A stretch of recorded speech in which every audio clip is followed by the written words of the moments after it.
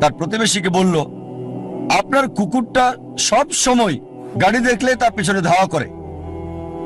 ভাবছি এই কুকুরটা কখনো কি গাড়িটাকে ধরতে পারবে? প্রতিবেশী উত্তর দিল, কোনো গাড়িকে ধরতে পারবে কিনা সেটা নিয়ে ভাবছি না, আমি ভাবছি গাড়িটা ধরতে পারলে কুকুরটা তখন কি করবে। যে লোকটা বলছে কখনো ধরতে পারবে কিনা জানি না, সে বুঝতে পারছে না। আর প্রতিবেশী কুকুরটার মালিক, সে কিন্তু বুঝতে পারছে গাড়িটাকে ধরতে পারলে সে কুকুরটা তখন কি করবে। এখানে কুকুরটার উদ্দেশ্যটা কি? দুর্ভাগ্যজনকভাবে আমাদের অনেকেই আমাদের জীবনটাকে এভাবেই পার করে দিচ্ছি, এই কুকুরটার মতোই। লোকজন গ্র্যাজুয়েশন করে, তাদের জিজ্ঞেস করবেন আপনি গ্র্যাজুয়েশন করছেন কেন, তারা কারণটা জানে না।